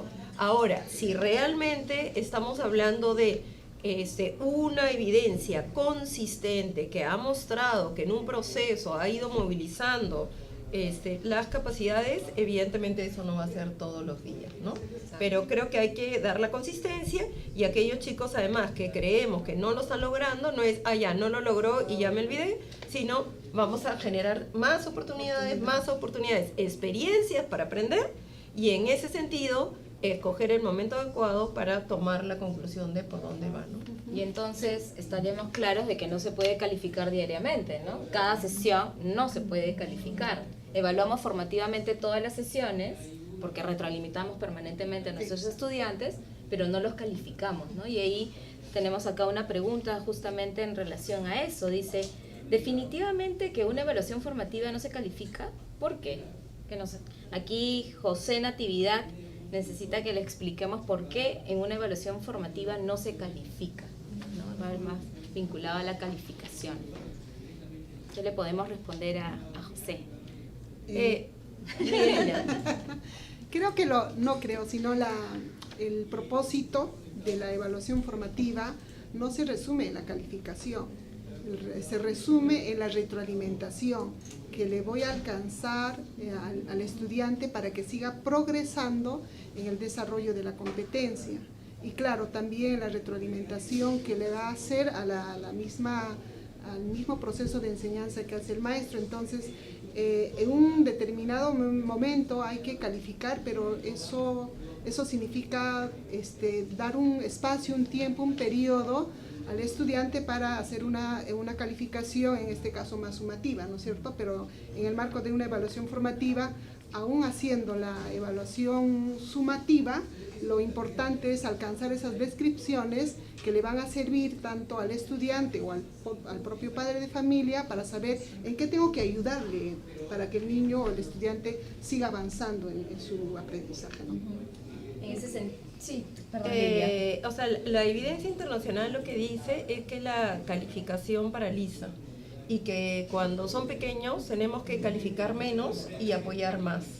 Y además la calificación tiene que ser con un instrumento formal, muy bien diseñado, mientras que lo que hemos dicho a lo largo de estas 5 semanas es que la evaluación formativa es permanente en el momento que se requiere, no necesito de ningún instrumento formal, ¿no es cierto? Veo que se está anudando, etcétera.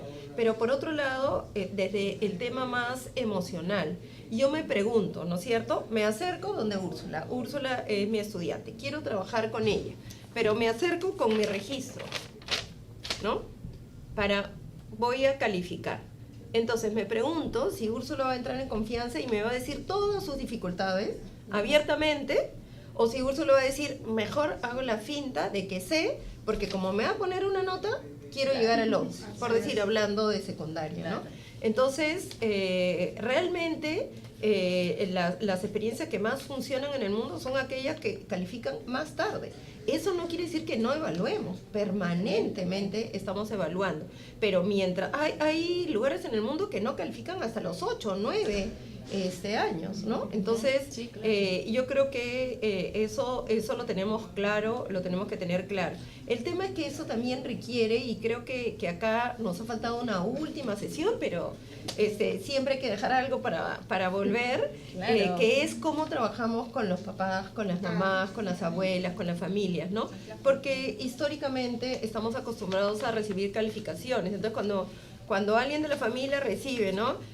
Su hijo ha avanzado muchísimo en tal cosa, pero tenemos que seguir apoyándolo en tal otra, viene y te dice, ¿pero cuánto es? ¿Pero cuánto es? ¿No? ¿Está aprobado o no está aprobado? Entonces, creo que hay que trabajar muchísimo con las familias para que ellos entiendan cuál es la función, la función del aprendizaje. Así que mira, tú... No, justamente quiero comentarle a los amigos que nos acompañan que el día domingo se lanzó el minisitio Familia y Comunidad dentro de Perueduca. Entonces ahí vamos a resolver también esas dudas y vamos a hacer partícipes a los padres y madres de familia en todo este proceso de aprendizaje de sus hijos e hijas, ¿no? Es tan importante además su colaboración y su participación activa. Creo que por mucho tiempo la idea de evaluación se ha asociado mucho a la calificación, ¿no? Y ahorita estamos en un proceso de cambio de mirada, ¿no? Hacia una evaluación mucho más formativa, que implica justamente cambiar esa forma de ver la evaluación como la calificación y no sentir que por el hecho de que no hay una calificación no se está evaluando a un niño, ¿no? Cuando la evaluación la estamos viendo desde todo este proceso que implica el recojo de evidencias, el poder retroalimentar a los niños, el poder hacer descripciones que de alguna manera pueden digamos, evidenciar cuáles son los logros de los chicos, cuáles son sus dificultades y cuáles son las necesidades para que ellos puedan continuar aprendiendo. Claro que sí. Bien, vamos a avanzar porque nos quedan pocos minutos para esta parte de resolver consultas. Y aquí dice sobre la evaluación sumativa, ¿puedo aplicar la evaluación sumativa finalizado un proyecto de aprendizaje? Y lo quisiera ligar con otra pregunta que nos hace también José Natividad y dicen, los logros finales del trimestre, ¿cuál de las evaluaciones se considera, la formativa o solo la sumativa? ¿No? Entonces, un poco hablemos de en qué momento aplicamos la evaluación sumativa y aclaremos en qué momento hacemos la evaluación formativa. Sí, yo creo que hay que recordar bien que la evaluación en general tiene dos propósitos, ¿no es cierto? Entonces, pero nosotros estamos centrando en una evaluación para aprender. Entonces, si nos centramos en el aprendizaje, tenemos muy potente el instrumento, el rol de la evaluación que retroalimenta, que justamente procura, ¿no? Y hacemos todo lo necesario, todo lo posible porque el estudiante aprenda. ¿no? Sin embargo, hay un momento en que también nosotros debemos rendir cuenta y decir, bueno, a ver, hasta este momento, este periodo que sea consensuado, que pueda llamarse un fin de mes, un bimestre, un trimestre, entonces vamos a comunicar cuál es el estado de desarrollo en el continuum del aprendizaje, cuál es el estado de desarrollo de la competencia, ¿no? Entonces, en ese momento, cuando tenemos ya una actuación compleja que pueda justamente darnos cuenta, ¿no?, de cuál es su desarrollo, entonces es que nosotros en ese momento hacemos toda una valoración, un contraste con cuál nivel se corresponde para comunicar. Entonces hay un momento en que es fundamentalmente para el aprendizaje, pero también tiene un propósito de poder informar al estudiante cómo va, a sus padres de familia, a nuestro propio colegiado, en la institución educativa y al sistema, por supuesto, ¿no? Y también para poder avanzar en la trayectoria escolar de los estudiantes, ¿no es cierto? Puedan progresar de un grado a otro. Ya tenemos entonces la evaluación certificadora o sumativa, que justamente certifica, acredita, da cuenta de, ¿no es cierto?, que ha progresado y que puede seguir a otra clase, a otro grado, a otro nivel. Entonces, eso es lo que no hay que perder. Sin embargo, el currículo nacional lo que dice que hay un enfoque formativo, entonces es qué utilidad le damos a la información, aun cuando yo tenga incluso una evaluación sumativa, me sirve, recupera su rol diagnóstico en ese momento, la evaluación, y entonces yo digo, a ver, ¿qué tengo? Entonces, ¿cómo proyecto los próximos propósitos habiendo o teniendo el estado de desarrollo de la competencia en este punto, ¿no? Entonces, eso es lo que hay que preocuparse, que evaluamos para que el chico aprenda. Y sobre eso también complementar que nosotros hemos planteado varias veces que la evaluación que tiene que ver con la retroalimentación puede ser formal, puede ser informal, puede ser oral, puede ser escrita, y entonces en el caso de que tengamos un producto que hayamos, digamos, decidido que es un producto potente como para sacar la conclusión de un nivel de la competencia y finalmente digamos que está en A, en B o en AD, lo cierto es que en ese momento nosotros podemos también hacer una retroalimentación por escrita. Entonces, cuando hacemos una retroalimentación por escrita, señalando todo lo que hemos dicho que tiene que incluir una retroalimentación, es obvio que se ha convertido también en una evaluación formativa. Y en ese sentido, yo también quiero rescatar, creo que no le hemos dado mucha fuerza a eso, es que muchas veces las rúbricas, cuando son descriptivas, incluso nos puede servir para aligerar nuestro trabajo. O sea, yo hay años que he tenido a 180 estudiantes, ¿no? Y entonces me escriben un ensayo sobre cualquier problema histórico, ¿no? Entonces uno lee, comienza a hacer comentarios, pero imagínense, 180 que tengo que devolver en 10 días. Un ensayo mínimo 2 páginas. Entonces, si yo tengo que poner comentarios y comentarios a cada uno, cuando los chicos aprenden a leer las rúbricas, incluso la rúbrica puede ser en sí mismo un instrumento de retroalimentación, porque uno llega a acuerdo con los estudiantes. Cuando yo te hago círculo, quiere decir que eso sí lo has logrado. Cuando yo te pongo un punto sobre algo, quiere decir que esto hace falta trabajar. Claro, es decir, los profesores y los estudiantes comienzan a tener códigos. Entonces, la rúbrica te permite, porque como ya está descrito lo que tendría que lograr, cuando uno puede poner esto y puede subrayar, ¿no? Tenía que comparar y ver la validez de la fuente. Y le haces una marca y le dices, tienes que reforzar esto. En la próxima vez que hagas un ensayo, este es el punto en el cual tienes que poner atención. Entonces ya no tienes que poner en la validez de la fuente, sino simplemente tú pones prestar atención a esto para la próxima vez. Entonces yo creo que la rúbrica, si bien nos demanda tiempo para elaborar, porque no podemos mentir, no lo hacemos en medio segundo, y creo que también puede ayudar muchísimo a hacer esas devoluciones, pero eso ¿qué cosa implica? Que el estudiante haya generado, ¿no es cierto?, esta costumbre de leer su rúbrica, esa costumbre de leer qué cosas le hemos marcado. ¿Y eso cómo se logra? Si lo hacemos permanentemente. No lo vamos a lograr porque un profesor sea el que lo haga, sino porque toda la comunidad educativa, todos los profesores que están en contacto con esos estudiantes, utilizan eso y los chicos ven eso como una oportunidad de aprendizaje y comienzan a buscar no solo, ¿cuánta nota tengo? AD, ya. sino, oye, qué bacán, logré esto, me falta esto, mira, tú qué, a ver cómo fue el tuyo, enséñame tu modelo. Es decir, se convierte en momentos de aprendizaje también. Incluso la rúbrica los chicos la usan y la valoran mucho Claro. para la elaboración, para los criterios de elaboración de sus productos, ¿no? O sea, ¿qué es lo que tengo que hacer? Es como su hoja de ruta, ¿qué es lo que se espera de mí, de mi actuación, ¿no? Entonces, eso es súper bacán, lo he visto mucho en la escuela y los chicos valoran y manejan muy bien luego ese instrumento. Sí, se convierte en un instrumento realmente democratizador, ¿no es cierto?, de la enseñanza y Totalmente, aprendizaje, sí. porque son los criterios comunes, es el lenguaje común que estudiantes entre pares y con el profesor pueden hablar sobre el progreso o sobre las dificultades de lo que están desarrollando, ¿no?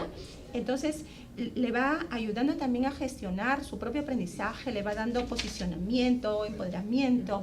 Realmente es un instrumento eficaz. Sí, porque ¿no? pueden gestionar además de manera autónoma su Así aprendizaje, es, su ¿no? autonomía. Su autonomía.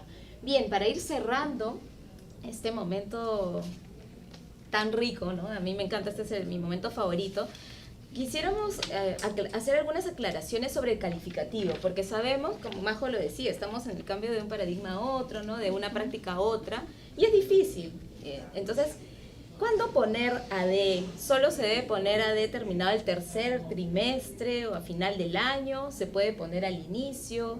O por ejemplo, acá tenemos otras preguntas sobre se puede poner en el primer periodo A y luego al mismo estudiante ponerle la misma competencia en el segundo periodo B, o se puede poner A en el segundo trimestre, ¿no? Un poco, ¿cuándo se califica? Y esa es la... ¿Cuándo se califica usando A, B, C o AD? Es un poco el estado de la cuestión. ¿Qué nos podrían decir? Estamos cerrando con la cereza ahí. Bueno, yo creo que primero, uno de los grandes retos para nosotros los profesores es que dejemos de hacer equivalencias. O sea, si seguimos pensando que de 10 a 13 es tal cosa y de 14 a 16 es tal otra, creo que nunca vamos a entender qué cosa poner. O si se pueden promediar las letras. O si se pueden promediar, sí. Yo creo que lo que tenemos que tener claro es que en un enfoque por competencias lo que buscamos es poder acercarnos al nivel de logro en el que está, en un momento determinado. Entonces, lo único que indica el A es que está en el nivel de logro esperado para ese momento. El profesor decidió que en ese momento el nivel de logro esperado es este. Entonces, ¿se puede poner en el primer trimestre? Claro que se puede poner. ¿Se puede poner en el segundo trimestre? Claro que se puede poner. ¿Puede pasar que un estudiante tenga A y en el segundo trimestre tenga B? Sí, puede pasar, porque puede pasar que en el primer trimestre hemos decidido que el nivel de logro es este y un estudiante lo logró, y para el segundo trimestre estamos esperando un nivel de logro mayor y no lo logró. Lo que pasa es que a veces no hemos sabido evaluar, entonces lo que sí sería raro es que tuviera AD y en el último tenga C. Eso sería muy raro. Y lo que pasa es que hay veces, sería muy inconsistente con el enfoque de competencia. El tema es que hay veces al comienzo no concluimos sobre el nivel de la competencia, sino concluimos sobre actividades muy pequeñitas. Entonces, actividades pequeñitas sí puede, y le pongo AD, porque todas las pueden, pero son actividades muy pequeñitas, ¿no? Pero ese nivel de logro, entonces yo creo que más que pensar en AD y esas discusiones que nos matan, yo sé que nos matan porque tenemos que poner el si aquí y todo lo demás, yo creo que lo primero que tendríamos que fortalecer es qué evaluamos y cómo lo evaluamos y qué significa una D, qué significa una A, qué tipo de trabajo se hace. Y es evidente que cada nivel tendrá, cada nivel educativo, ¿no? Inicial, primaria y secundaria, tendrá algunas diferencias en aquello que les demandamos. Pero la lógica de entender que estamos en un nivel de logro o que estamos por encima del nivel de logro, creo que eso es importante. Y como dijimos esa vez que hicimos el ejemplo, para que alguien demuestre que está por encima del nivel de logro, tenemos que haber puesto retos que estén por encima del nivel de logro. Porque que alguien haga perfectamente lo que nosotros hemos dicho que está en el nivel de logro, eso no es A. Eso es A, no es AD. No es que tenga 20 equivalencia a AD, sino que está exactamente donde nosotros queremos. Y eso está muy bien. Está muy bien. O sea, no es que es poco. O sea, que nuestros estudiantes lleguen al nivel de logro que hemos planeado, ya quisieran. En un currículo tan desafiante es lo que esperamos. Claro, porque es una actuación compleja, ¿no? Entonces no es cualquier situación. Entonces por eso es que la importancia de poder elegir una situación que realmente permita evidenciar eso al estudiante, y no solo eso, porque si planteamos bien la situación, pero en el camino el estudiante está teniendo dificultades y nosotros pasamos de largo, entonces vamos a tener que probablemente caiga de un A11. ¿Por qué? Porque no ha sido mediado adecuadamente, porque no ha sido retroalimentado, porque nadie vio su dificultad, ¿no? O porque no hubo el clima adecuado para que el chico pueda expresar y tener la confianza de que va a ser ayudado, ¿no? Entonces, más allá de la calificación, lo que tenemos que mirar es lo que genera, lo que está detrás. ¿Cómo hacemos para retroalimentar? ¿Cómo hacemos para generar una oportunidad más accesible, ¿no? Eso nos va a replantear y pensar que nuestra planificación, que de repente hemos estado acostumbrados a que está bien tipeada, bien encarpetada, la idea es que sea súper usada, súper rayada, súper sumillada, que funcionó o no funcionó, de tal manera que yo pueda también convertirme en la situación de enseñar en cada vez en un mejor experto, quizás así, para poder desarrollar las competencias de mis estudiantes, ¿no? Y no olvidar también revisar la literatura, que me da cuenta de repente para una determinada competencia hay investigaciones que nos dicen, qué sé yo, que hay dificultades, que cómo se pueden desanudar, y registrar la nuestra, porque eso es un conocimiento valioso que solo se genera en la experiencia de enseñar, de retroalimentar y de poder ver en el estudiante una persona con todas las posibilidades de poder serlo, a pesar de toda la diversidad, ¿no? Yo creo que eso es lo importante. Sí, y de repente igual hay que comentar las calificaciones de tipo C, ¿no? Entonces, si un estudiante tiene un calificativo C en un determinado periodo, y la pregunta puede ser, ¿y puede seguir teniendo el calificativo en el siguiente periodo? Habría que pensar cuáles son las oportunidades que estoy dando al estudiante para que mantenga ese calificativo. Es decir, son variadas, realmente son oportunidades que le está permitiendo desarrollar la competencia. Entonces, no es tanto en decir si le debo poner o no. Yo creo que la pregunta es, ¿son las oportunidades variadas, diversas, de acuerdo a la necesidad de aprendizaje que tiene el estudiante? Entonces, si son las que le estoy ofreciendo, de repente me voy a permitir analizar mi propia práctica, tomar la mejor decisión desde mi responsabilidad como maestro también. Sí, definitivamente da cuenta del nivel de logro de los estudiantes, ¿no? Y representa de alguna manera todo un proceso, y de alguna manera es un punto en el cual también paramos un poquito para poder tomar decisiones, ¿no? Muchas veces hay creencias de que no podemos poner un A o un B porque recién estamos empezando un primer bimestre, entonces todos los chicos tienen que tener, no pueden tener A, ¿no? Entonces eso de alguna manera no está dando cuenta de lo que realmente está logrando el estudiante, ¿no? Entonces creo que es importante reflexionar, ¿no?, mucho acerca de estos calificativos, ¿no? Que los criterios sean realmente criterios que estén en función a las competencias que los chicos están desarrollando, y no en cuanto a no, en un inicio tengo que poner B y al final tengo que poner un A o un AD, y tampoco implica el hecho de AD, porque en el caso de educación inicial sí es importante decir que, digamos, la escala de valoración por lo general ha tenido 3 niveles, A, B, C. Este año estamos teniendo AD. Tampoco significa que vamos a estar promoviendo procesos de aprendizaje que van, digamos, forzando procesos madurativos de los chicos, ¿no? Mucho ojo con ellos. Simplemente es tratar de ubicar en qué nivel de logro está cada niño, y a partir de ello poder tomar decisiones, ¿no? Hay un siguiente paso que hay que dar, no es un estado fijo tampoco, ¿no? Eso es importante entenderlo, y creo que la idea es tomar decisiones para poder motivar los aprendizajes, promover el logro de sus competencias. Y creo que eso último que ha dicho Majo es bien importante, ¿no? Porque nosotros como profesores durante mucho tiempo hemos dicho, tenemos que lograr 20 todo el mundo, pero como no es eso, sino tiene que ser por encima del logro esperado, no es que nuestro objetivo sea de que los 30 alumnos tengan AD, porque no tenemos que forzar, es decir, tenemos que tener altas expectativas, eso está fuera de discusión. O sea, tenemos que, pero no es forzar.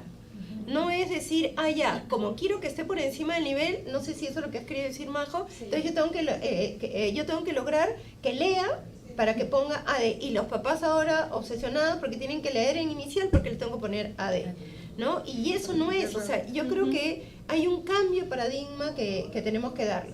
Pero por otro lado, también puede pasar que un niño o una niña, de manera espontánea, por sus propias experiencias de vida, etcétera, etcétera, logre hacerlo, y entonces, ¿por qué no va a tener AD? Pero no es el objetivo forzar, porque yo voy a ser mejor profesor si todos mis estudiantes tienen AD. Soy mejor profesor cuando realmente trabajo en función de la necesidad de cada estudiante y respetando, ¿no es cierto?, sus propios ritmos, teniendo altas expectativas, pero no vulnerando, digamos, su propio desarrollo. Totalmente de acuerdo, y con esta idea nos vamos a ir despidiendo de este espacio. Yo que no quiero dejar de agradecer a las especialistas que semana a semana, Majo, Senia, Lilia, Miguelina, Martina, Wilfredo, Jenny, Leslie, Olver, que nos han ido acompañando semana a semana para traerles un espacio de diálogo, de comunicación y de intercambio con ustedes, maestros y maestras de todas las regiones del país que nos están viendo. Y para cerrar con broche de oro, vamos a terminar este ciclo de streaming con algunas aclaraciones y, digamos, como las fijas que tenemos que tener en cuenta en cuanto a evaluación, y eso lo va a hacer Lilia. Así que los voy a dejar con Lilia para que nos ayude a cerrar este ciclo de streaming. Gracias.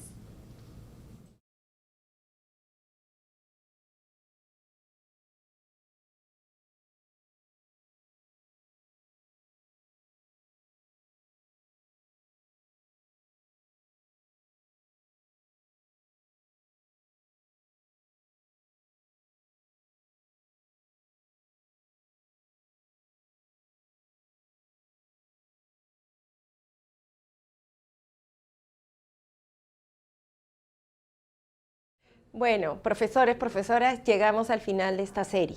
Me han pedido que haga un recuento de las principales ideas. Nada de lo que digamos acá es nuevo, lo hemos ido trabajando a lo largo de estas semanas. Pero ¿sobre qué ideas queremos poner algún hincapié nuevamente?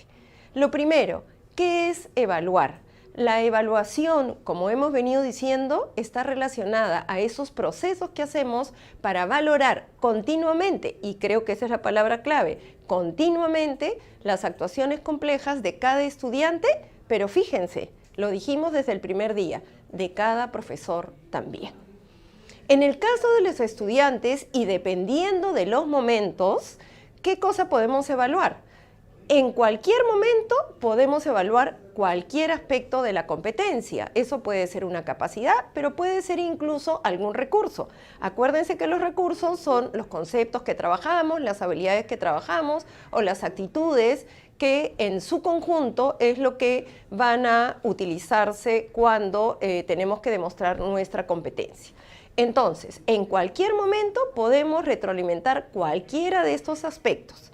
Retroalimentar, no calificar. Acuérdense que no es nuestra obsesión la calificación, sino lo más importante es ayudar en el aprendizaje, y para eso es retroalimentar. Sin embargo, todos sabemos que en algún momento tenemos que poder sacar conclusiones de cuál es el nivel de la competencia. Entonces, en algunos momentos, no todo el rato, en algunos momentos podremos dar nuestra conclusión sobre la competencia. Y para eso, ¿qué cosa tenemos que hacer? Tenemos que contrastar la actuación que logramos observar en la o el estudiante con los criterios preestablecidos y los niveles de logro que esperamos para ese momento. ¿Para qué hacemos todo esto? Básicamente, con respecto a los estudiantes, para dos cosas. Para apoyar el desarrollo de su competencia, es decir, mejorar y complejizar en las actuaciones, pero no olvidemos que desde el comienzo hemos dicho, para mejorar los procesos, y eso tiene que ver directamente con la metacognición. Recuerden que desde el inicio dijimos que la competencia de gestiona de manera autónoma los aprendizajes es permanente a cualquier trabajo de cualquiera de las competencias de nuestras áreas. Y en el caso de los docentes, ¿para qué utilizamos la evaluación? Para desarrollar una práctica en nosotros mismos de mejoramiento continuo de nuestros procesos de enseñanza.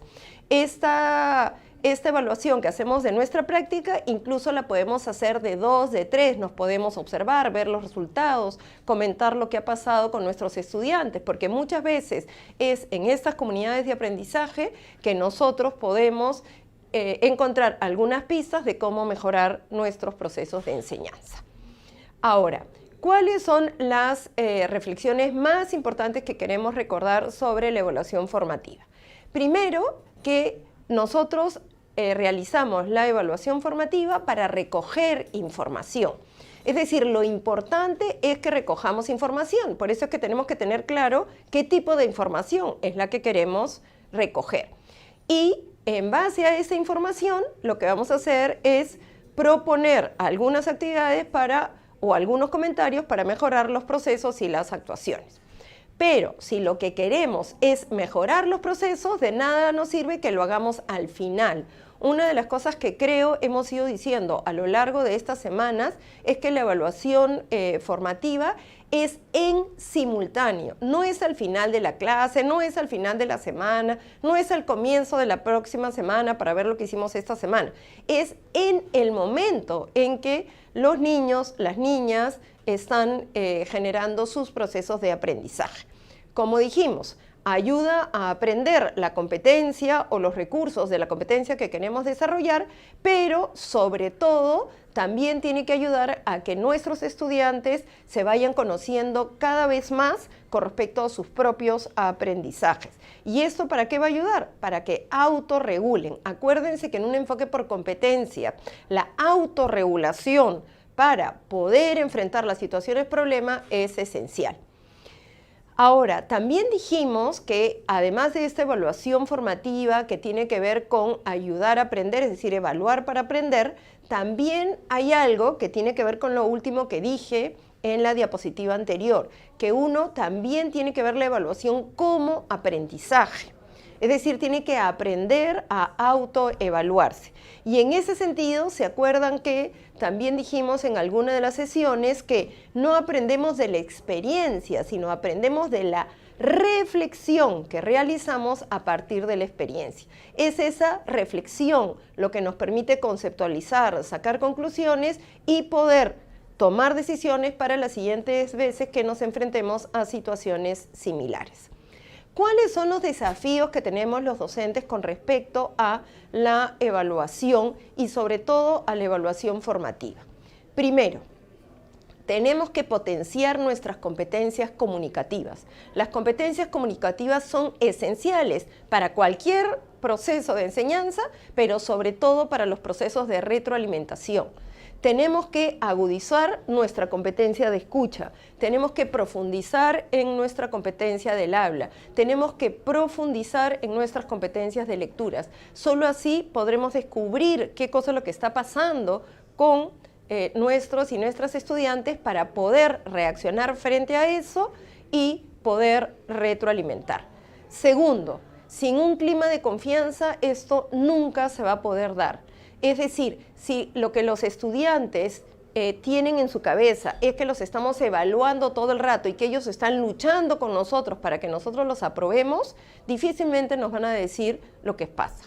Entonces, ellos tienen que estar seguros que las evaluaciones, que los comentarios que hacemos es para que ellos mejoren. Y eso solo se va a dar si hay un clima de confianza. Pero no solo un clima de confianza entre nosotros, los docentes o las docentes y los estudiantes, sino también entre los propios estudiantes. Porque muchas veces algunos chicos, algunas chicas no dicen su duda, no la manifiestan porque tienen miedo a una burla de un compañero, de una compañera. Entonces, el clima de confianza, el clima del aula es fundamental. Si no, ¿por qué creen que en la evaluación de desempeño docente hay un desempeño vinculado a crear un clima propicio para el aprendizaje? La confianza es la base de cualquier interacción para poder seguir creciendo juntos. Y luego también tenemos que profundizar en los conocimientos que nosotros tenemos de cada una de las competencias, porque muchas veces no sabemos cómo retroalimentar. ¿Por qué? Porque realmente no sabemos cuáles son los errores más comunes, no sabemos cómo desatar esos errores. Entonces, realmente tenemos que profundizar. Nuestro gran reto es que sobre algunas competencias hay mucho escrito sobre esto y sobre otras no tanto. Entonces también tendremos que observar muchísimo a nuestros estudiantes para ver cómo se da el proceso cognitivo para aprender algunas cosas y descubrir nosotros. Imagínense si hacemos un cuaderno de ocurrencias y lo que le ha pasado a mis alumnos de este año lo comparo con el del siguiente año, lo comparo con mi compañera, hasta podemos generar nosotros el conocimiento. Acuérdense que nuestra propia experiencia también genera conocimiento. Bueno, pero cuando estamos calificando, ojo, desde el comienzo hemos dicho que no toda evaluación requiere calificación, pero cuando estamos calificando, ¿qué cosa tenemos que tener claro? Primero, establecer momentos. No es en cualquier momento, tenemos que estar seguros que el proceso se ha terminado. ¿Para qué? Para poder sacar conclusión sobre lo que ha pasado en ese proceso. Y estar atentos a cada uno de nuestros estudiantes, ¿no? Es como, yo hay veces digo, ¿no? Es como que ya tenemos de adelantado el resultado. O sea, sabemos que el niño o la niña no ha llegado a consolidar, pero igual le tomamos la prueba. No entiendo, de un día para otro va a resolver sus problemas. Lo cierto es que nosotros debemos sacar conclusiones, debemos calificar, pero tampoco podemos estar exponiendo a nuestros estudiantes a fracasos y fracasos y fracasos, porque sabemos que eso, ¿qué hace? Hace que termine desmotivado, que no se involucre y, como decimos nosotros, tira la toalla. Pero imagínense, ¿quién no va a tirar la toalla si fracasa, fracasa, fracasa, fracasa? Entonces, escojamos momentos propicios para sacar las conclusiones adecuadas. Segundo, tenemos que tener claro los criterios. Es decir, si yo quiero que construya interpretaciones históricas y pongo una prueba objetiva de opciones múltiples para ver si recuerda personajes, hechos, batallas, decididamente no estoy utilizando los criterios adecuados para la competencia. Y también tenemos que tener claro la escala, es decir, con qué tipo de características esa actuación va a ser considerada como que ha llegado al nivel de logro, o cuánto va a ser considerado cuando está en proceso, o qué cosa vamos a considerar para decir que está por encima del nivel de logro. Y por último, que tiene que ver con el segundo punto que he tratado, hay que escoger los instrumentos adecuados. Es decir, si yo quiero evaluar si mi estudiante es capaz de convivir y participar, digamos que una prueba para que ellos escriban no es lo más adecuado, ni siquiera poniéndoles un caso, porque los chicos escriben lo que esperamos escuchar. Si uno realmente quiere evaluar que alguien conviva, entonces tiene que verlo en acción, no puede ver el papel. Entonces tenemos que tener claro qué es lo que estamos evaluando y cuál es el instrumento adecuado. Bueno, cuando ya vamos a evaluar y calificar, ¿qué cosa tenemos que tener claro? Tenemos que tener claro qué es una competencia y qué no es una competencia. ¿Se acuerdan cuando Xenia les expuso y dijo claramente, una competencia no es la suma de cositas? Una competencia es una actuación compleja, estratégica y razonada. Tiene que ser pertinente a la situación y tenemos que mostrar responsabilidad y ética para enfrentar esa situación. Una situación que es real, pero puede ser simulada, pero esta situación simulada tiene que ser verosímil, es decir, tiene que acercarse a la realidad. ¿Y qué cosa es lo que buscamos? Que frente a esa situación, esta actuación combine, ponga en sinergia todas las capacidades.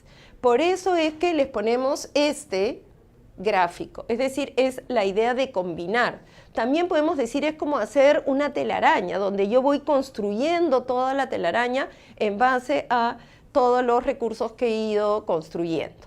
Para lograr hacer eso, si nosotros ponemos una serie de actividades pequeñitas, sueltas unas de otras, no estamos diseñando una situación que realmente lo permita. Por eso es que dice, si queremos evaluar competencias, lo primero tiene que ver con nuestra propia actuación, que tiene que ver con diseñar situaciones que sean potentes, que demanden, pero no solo demanden, sino que realmente provoquen que uno combine. Entonces, la competencia no es la suma de las capacidades. Eso lo tenemos que tener claro. ¿Qué implica ser competente? Y eso también tenemos que observarlo para retroalimentar. Implica que nos volvamos expertos en comprender las distintas situaciones a las que nos enfrentamos. Que frente a una situación de manera autónoma, no dirigido por nosotros, paso 1, paso 2, paso 3, paso 4, no, de manera autónoma, cada persona evalúe cuáles son sus posibilidades para resolverla. Que frente a eso tome decisiones. Voy a ir por acá, mejor por allá, primero hago esto, después hago aquello, pongo en funcionamiento esta capacidad, pero la voy a combinar acá, etcétera. Y luego de eso, que yo he reflexionado qué cosa es lo que más me conviene, ponga en acción, ¿no es cierto?, esta combinación que me parece la más pertinente para esta situación. Como ven, en la base de todo está la metacognición y la gestión de los aprendizajes de manera autónoma. No vamos a volver a leer esta diapositiva que creo que la trabajamos a profundidad. Pero, ¿qué cosa es lo que estamos queriendo decir? Solo para recordar que cuando estamos hablando de generar situaciones potentes y de experiencias alrededor de ello, tenemos que tomar en cuenta muchas características. Entre ellas, que sean situaciones complejas. ¿Qué otra? Que sea desafiante, pero que sea desafiante para la diversidad, ¿no? Nosotros tenemos un enfoque transversal que es de inclusión y atención a la diversidad. Todos hablamos de la diversidad, pero luego ponemos la misma situación para los 30, sabiendo que tienen diferentes niveles de desarrollo de la competencia, diferentes intereses, etc. Entonces, lo desafiante no es desafiante para todos, es desafiante para el nivel en que estoy de la competencia.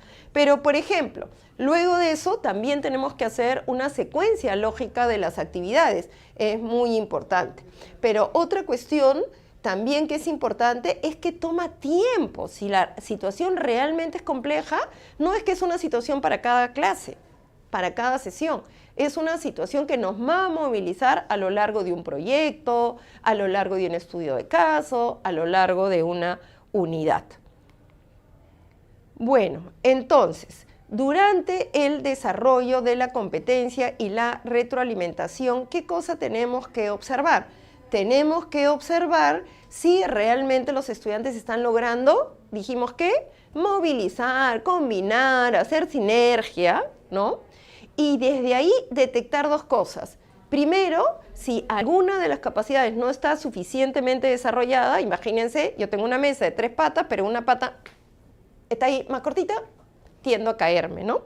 Entonces, tenemos que observar eso, pero también quizás no es que haya alguna debilidad de algún recurso, de alguna capacidad, sino que lo que realmente no está sabiendo hacer él o el estudiante es hacer esa combinación, es jalar por sí mismo.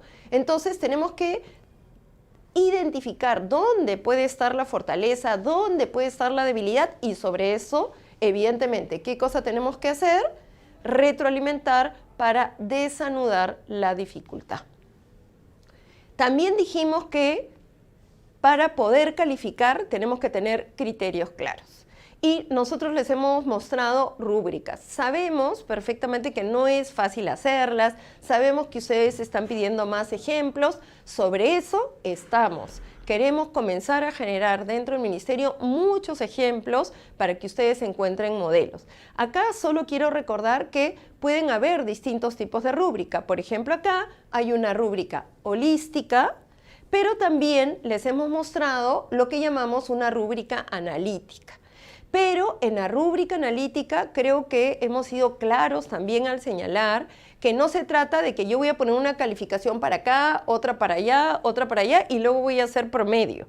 Primero, porque entre letras no podemos hacer promedio, pero segundo, y eso es lo más importante, cuando yo digo que ha logrado el nivel de logro, es porque realmente yo saco conclusiones de que todas las partes están en el nivel adecuado. Entonces, por favor, olvidémonos del promedio y recordemos que para poder evaluar una competencia tenemos que verlo de manera holística, ¿no? En este caso, como ustedes ven, se habían puesto, ¿no es cierto?, se habían establecido las capacidades, se había establecido el nivel A, pero como Martina les explicó ese día, para sacar las conclusiones había que ver si todos realmente habían llegado al nivel adecuado.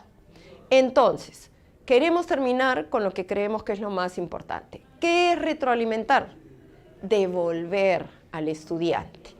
¿En qué momento? Durante su proceso de aprendizaje, no después. ¿Y qué debemos devolver?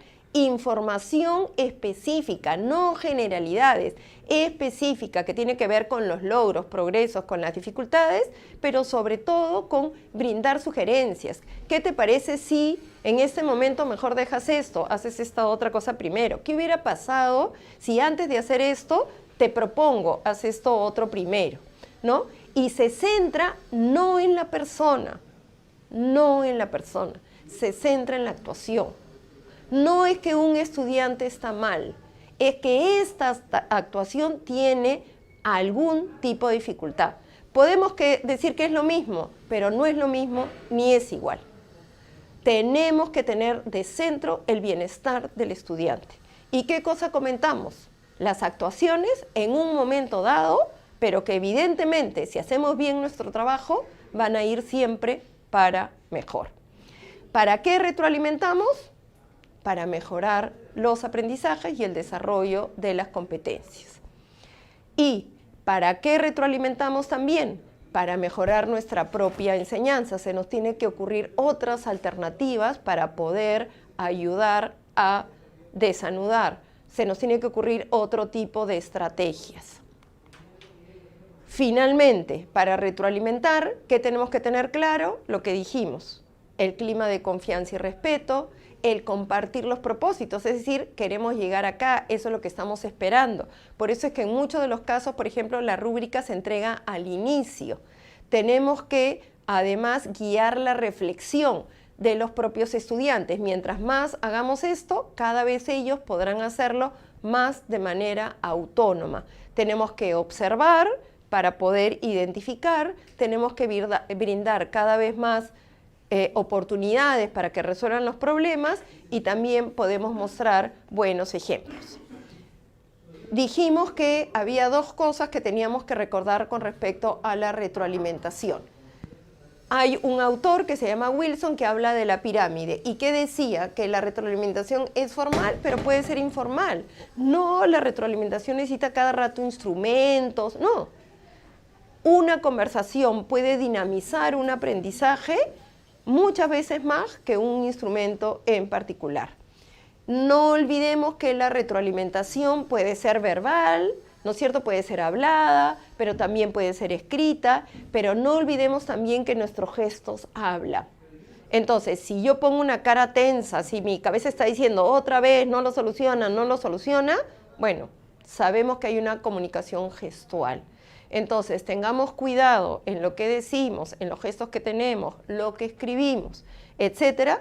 Y por otro lado, algo muy importante, la retroalimentación no solo es del profesor al estudiante, puede él mismo retroalimentarse o puede haber retroalimentación entre pares. Y acuérdense de la famosa escalera.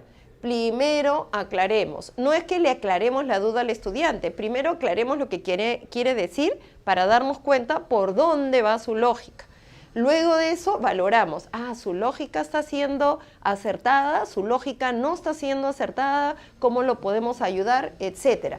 Luego, primero inquietudes, no soluciones. ¿Te parece que así está? Si sigues en esta lógica, ¿para dónde podrás llegar? Y muchas veces, como dijimos, no necesariamente necesitamos hacer la sugerencia, porque el propio o la propia estudiante se da cuenta por dónde tiene que seguir. Entonces, ¿qué cosa es lo que tenemos que recordar? Que la evaluación no está al servicio de poner notas. La evaluación está al servicio de mejorar las competencias de nuestros estudiantes y los aprendizajes que se requieren. Que el centro de todo siempre es el bienestar. No nos olvidemos que nuestros estudiantes no son personas que están aprendiendo. Nuestros estudiantes son personas. Eso es lo primero.